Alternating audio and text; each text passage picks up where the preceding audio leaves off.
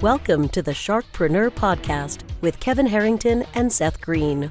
Kevin Harrington is the inventor of the infomercial, one of the original sharks from the hit TV show Shark Tank, and has generated over $5 billion in TV and digital direct response sales.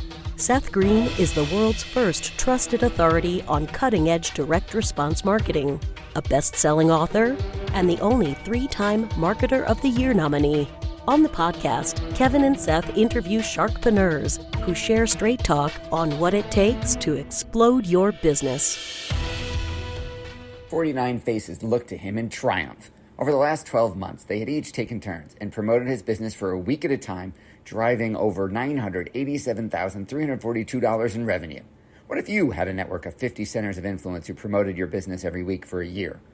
Grab your copy of the #1 Amazon best-selling book, The Ultimate Guide to Growing Your Business with a Podcast, at 33% off the Amazon price by going to ultimatepodcastbook.com. Again, that website for 33% off the Amazon price is ultimatepodcastbook.com. Welcome to the Sharkpreneur podcast. This is your co-host, Seth Greene. Today, I have the good fortune to be joined by Alessio Pieroni. Alessio, thanks so much for joining us. Thanks so much, Seth. I'm super excited to be here. We are excited to have you here. Let's go back in time. How did you get started in the first place? I would say it was very random. I was at a point of my career where I didn't exactly know what I wanted to do with my life. I was living in London, working for Apple, and I wasn't happy. I was pretty burnt out. And then I remember that there was this incredible entrepreneur that I met during university, and I was like, I want to go work for that guy. The only problem is that guy was Vishen Lakiani. He was living in Malaysia and was working for a company named Mindvalley. And I was like, I don't care. I don't care if I need to cut my salary or whatever. I want to work for that guy. And so that was back in 2015. That's when I joined Mindvalley. I literally joined as a project manager, the lowest level ever. And then I did fall in love with marketing and personal growth. And basically, I started to work very hard, grew a lot, became chief marketing officer there, helped the company scale from $25 to $75 million. And then after that, in 2020, I left Mindvalley to start my own agency named Scale for Impact, where now we work with some of the biggest online educators in the world, from Tony Robbins, Jordan Peterson, Robert Kiyosaki, and many, many others. Well, that is absolutely incredible. I am sure the longer version of that story should be in a book somewhere if it isn't already. Yeah, we are big fans of Mindvalley here. Ajit's been on the show multiple times. And we've had the good fortune to do some work with Tony and Dean on mastermind.com. So I know we've got a lot of people in common. What inspired, I mean, you were part of some of Mindvalley's amazing growth. Why not stay? What inspired you to leave and hang up your own shingle? I've always been very entrepreneurial. I think that somehow I was born entrepreneur, and Mindvalley gave me a good chance to be intrapreneurial, but definitely it was for me also the time to try something on my own. And that definitely was what really led me to go. Yeah. That makes a lot of sense. And you've done some incredible work for some incredible people, as you mentioned. Talk a little bit about the growth of your agency and how you were able to serve such amazing high-level clients. Well, it's very interesting because in the beginning, as you can imagine, I was coming from a chief marketing officer experience, which meant that I kind of trying to be a lot more of a chief marketing officer for someone else. And that's what I was doing in the beginning. I was a fractional CMO, basically. And then I realized that I cannot serve a lot of clients being a fractional CMO. And so I needed to surround myself with incredible people. And I was lucky to have a good network already in the industry of amazing marketers that I knew from different experiences. So a lot of them started to joining, and then that allowed me to grow a lot more and to start serving a lot more clients. One thing I'm very proud of is that the agency that we have completely scaled just through referrals, which basically meant that we're doing a good work, because if not, people don't refer you. And that has been a very good thing, because it really say that step by step, we're really getting there. We're working with the best people in the industry, and we are doing that really because of a lot of hard work, a lot of dedication in this. Yeah. Well, that speaks volumes to the job you're doing and the results that you're getting. What have been some of the biggest successes that you've had serving clients? Well, that's very interesting. We mainly do three major things: webinar, challenges, and summits. So maybe I can give different option to each one of them. For summits, I would say the biggest success, the one that really was a story that was incredible for me, is when we did this relationship summit with one of the most famous relationship therapists in the world, that's named Terry Real. And we did this summit to actually launch his book that's named Us. And that was an incredible summit. We got over 70,000 people to join the summit. On the back end of the summit, we sold his book. That was his book launch campaign that became a New York Times bestseller. We had some incredible people that we were able to bring on the summit, from Gabor Mate to Hugh Jackman, that was a speaker at the summit. And that has been one of the best events that I've ever done, with such an incredible and important topic that I think that changed everything. In terms of challenges, I will probably say we have done an incredible challenge for Alissa Nobriga. She's a very great coach of coaches. She has the Institute of Coaching Mastery, and we did an incredible challenge also there with about 30,000 people, and we were able to certify about 400 different coaches for our product.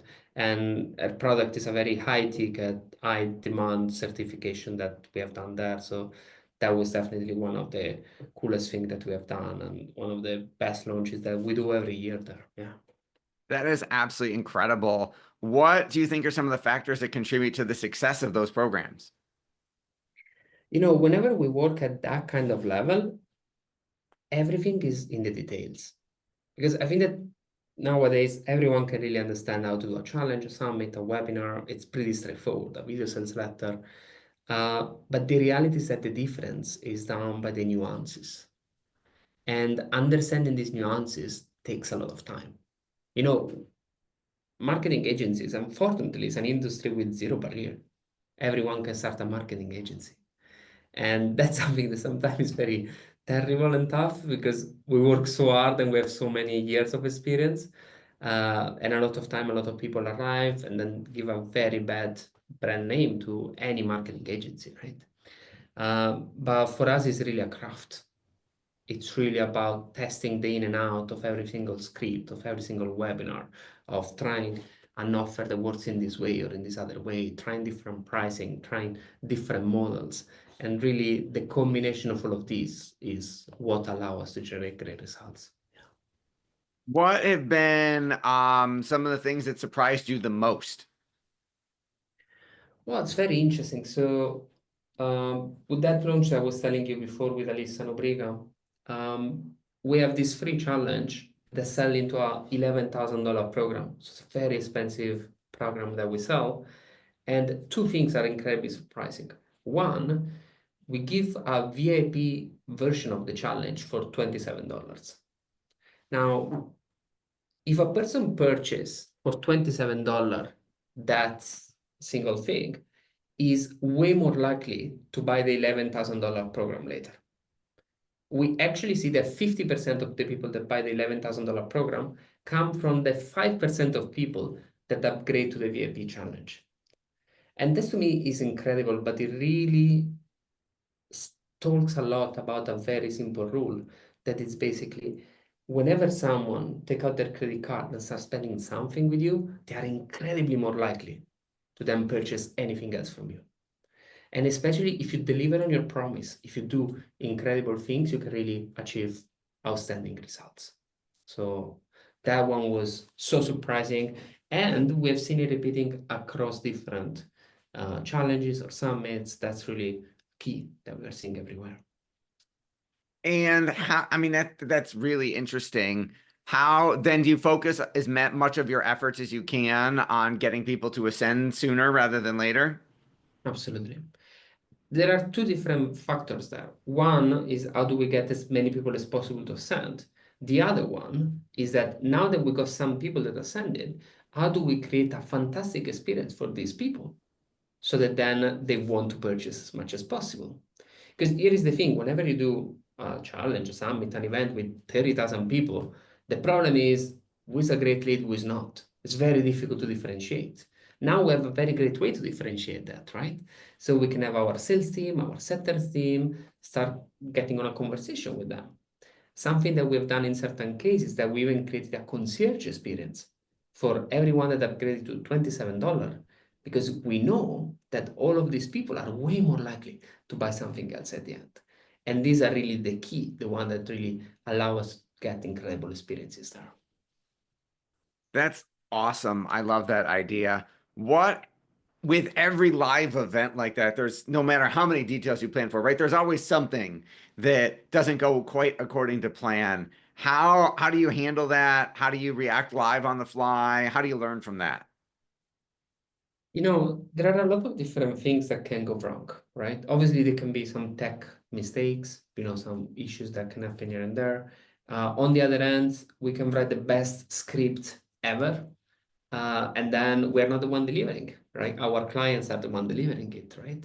So sometimes there is a human error from the author, the person that we work with. So there can be a lot of things that go wrong in a launch. The good thing is always to try to understand what can we do after to change it, right? I'm always of the idea, like we always have a post-mortem once we finish a launch. And I'm always on the idea of like, okay, let's not blame anything till when we don't finish the launch. At the end of the launch, we understand exactly how did it happen, how can we avoid it, how can we make it better next time. So tons of time we've had a sales pitch that didn't work in the way in which we wanted. Great. Then we did another extra webinar to make sure that more of the people could hear a better sales pitch and then try to save it.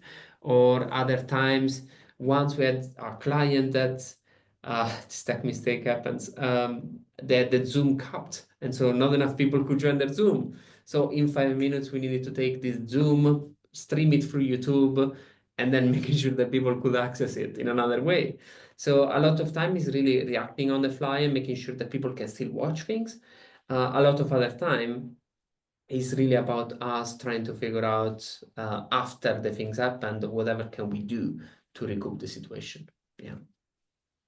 That makes a lot of sense. You've achieved so much success for not only yourself, but more importantly for your clients. What's your biggest challenge now? Well, also in training my team, there is that part that is the experience that is difficult to transmit to others, right? We can have the best SOP, we can have the best processes to make sure that everything works well, but there is something that, for some reason, I look at a page and I just know that they will not convert.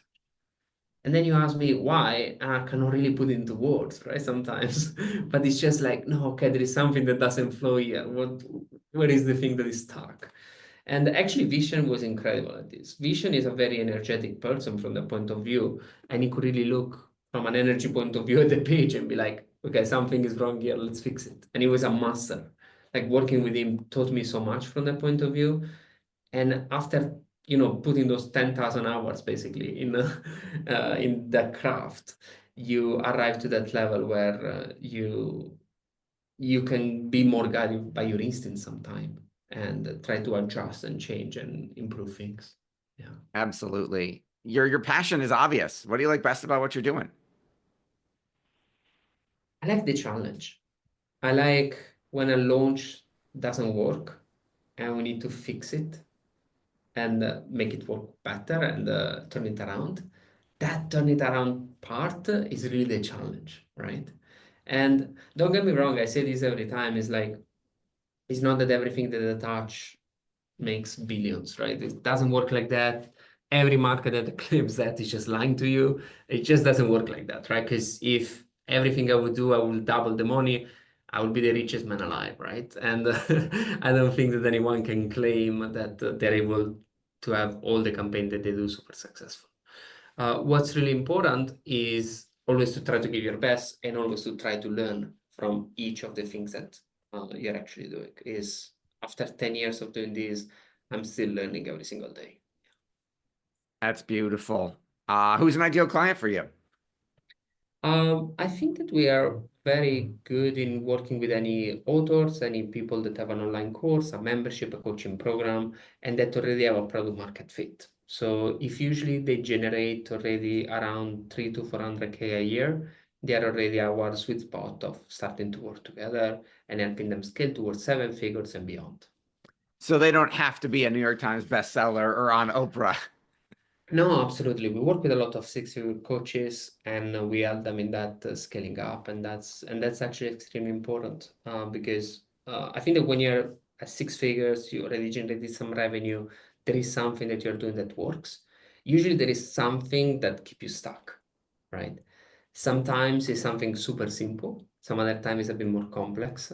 And it's really important to figure out exactly what are those things. Sometimes it's traffic, sometimes it's conversion, sometimes it's maybe lack of type of products that could take you to a whole new level, right? That makes a lot of sense. For our folks who are watching and listening and want to learn more and might fall into that sweet spot, where is the best place for them to go to learn about you and how to work with you? Absolutely. So our website is scaleforimpact.co. And if you want to connect with me, LinkedIn is the best place. I'm pretty active there. So you can go to Alessio Pieroni and yeah, you'll find me and we can connect. And I'm happy to chat with you and see how we can take your business to the next level. Awesome. And that was scaleforimpact.co is the website, and Alessio Pieroni on LinkedIn. Alessio, thanks so much for joining us. Thanks so much, Seth. It's been amazing. Thanks everybody for watching or listening. We'll talk to you or see you next time. Why do so many businesses struggle while others seem to explode overnight? Do you wish you had the secret to this type of exponential growth? Now, I've scaled more than 20 businesses to over $100 million, and it's not just luck. In my new book with Mark Tim, Mentor to Millions, you'll learn the repeatable framework I use in all my business ventures for massive success. Order at kevinmentor.com and get over $1,000 in bonuses. Head to kevinmentor.com.